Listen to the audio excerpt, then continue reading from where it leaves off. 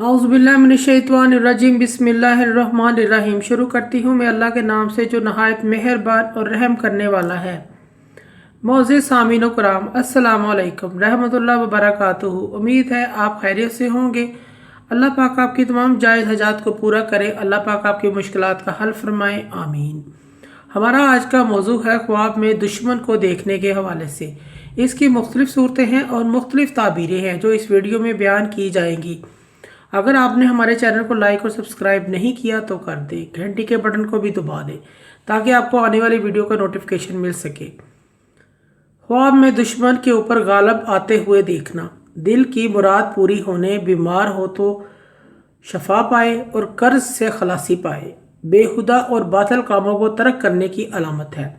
ख्वाब में अपने आप को दुश्मन से भागते हुए देखना या डरना, रंजो गम में मुब्तला होना या किसी बीमारी में मुब्तला होने की अलामत है। ख्वाब में दुश्मन से बातचीत करना, अमीर से दोस्ती होने की अलामत है।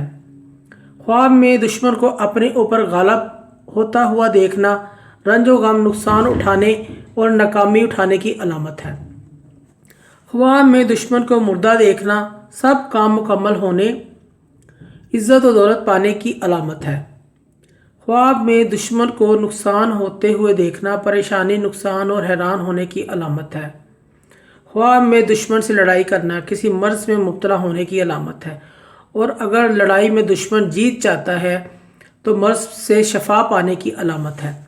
ख्वाब में किसी से दुश्मनी देखना, इससे मोहब्बत और इसके साथ निभाने की अलामत है।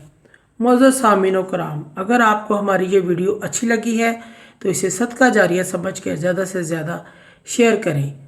अल्लाह पाक आपके हामी और नासिर हों। जज़ाकल्लाह।